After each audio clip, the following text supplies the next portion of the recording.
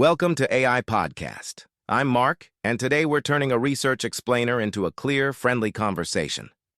Our topic is Chain of Thought Prompting Elicits Reasoning in Large Language Models, a NeurIPS 2022 paper led by Xuezhi with colleagues at Google Research, including Denny Zhou and Kwok V. Lee. Here's the quick takeaway up front. If you show a very large language model a few examples that include step-by-step reasoning before the final answer, the model begins to follow that pattern and solves multi-step problems more reliably without any extra training. Nice, that's a clean headline. So we're basically teaching by example right in the prompt, and the model starts to think out loud before giving the answer. Exactly. The prompt shows a mini template. The question, a brief chain of reasoning, then the conclusion. With just a handful of worked examples, the model often improves on tasks that require several steps. Before we dive in, who's behind the work and where were they based? The study was led by Xuezhi at Google Research, with co-authors such as Denny Zhou and Kwok V. Lee. The paper appeared at NeurIPS in 2022. Got it. Now what problem were they trying to solve? People were already prompting large models like GPT-3, right? Right. Standard few-shot prompting was decent for simple questions, but struggled on multi-step reasoning like math word problems or chaining facts. Another research path trained models on human explanations, which can help but is expensive and often task-specific.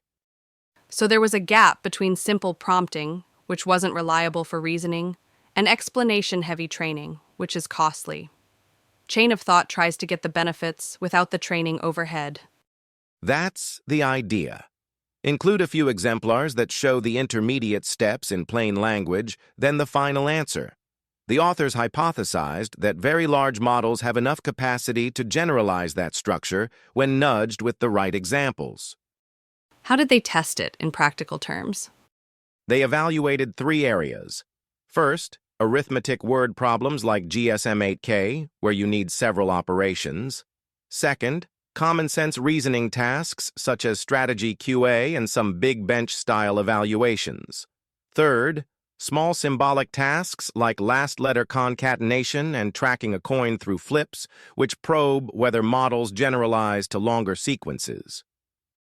And the models themselves? They tested multiple large models, including very large ones like Palm, with around 540 billion parameters, plus others like LaMDA and GPT-3. Importantly, they did not fine-tune anything for this paper. It was all prompt-only. Any setup details that matter for folks trying this at home?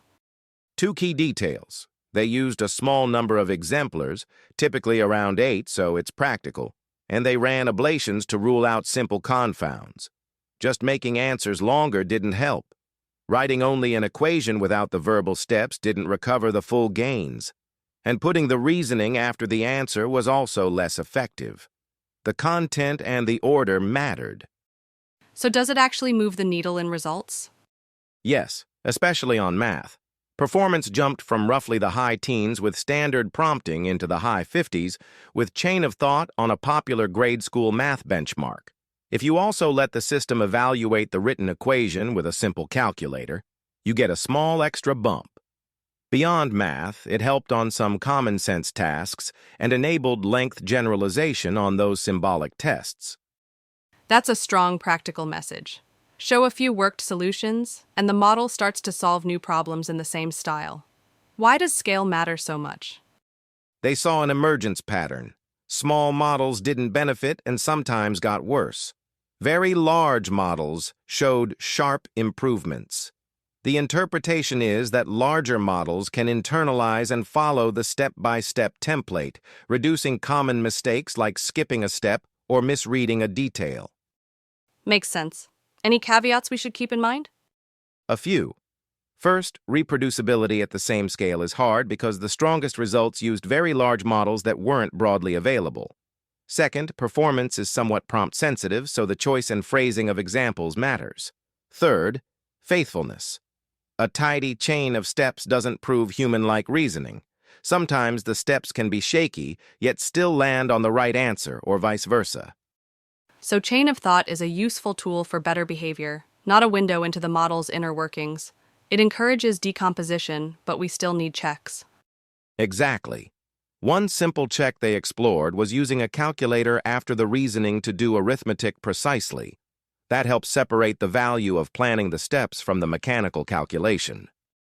Were there places where chain of thought didn't help much? Yes.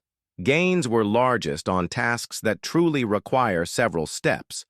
On some knowledge-heavy or multiple-choice common-sense sets, improvements were smaller, and with smaller models, the extra text can add overhead without adding competence.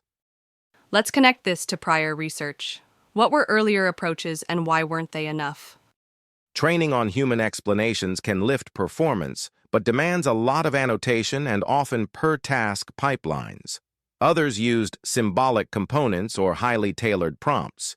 This paper showed that, at sufficient scale, you can often get a big share of the benefit by adding a few clear chain-of-thought examples. No new training run required.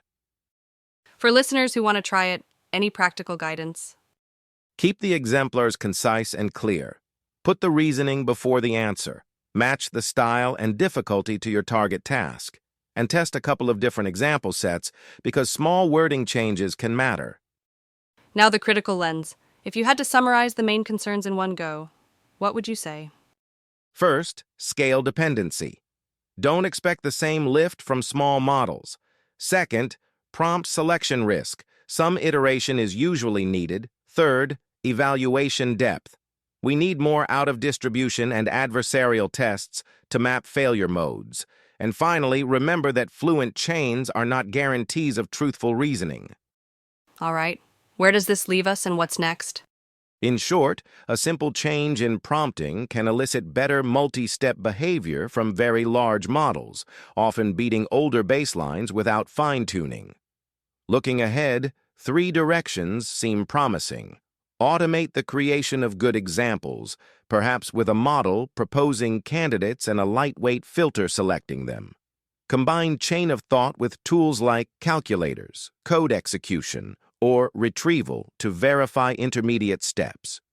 And bring the benefits to smaller models through distillation or training on synthetic chains. I'd also love clearer guidance on explanation styles and how well they transfer across models and tasks. That would reduce trial and error in practice. Agreed. To close the loop, here's the TLDR one more time. Show a big model a few examples that include step-by-step thinking, and it starts to follow that pattern.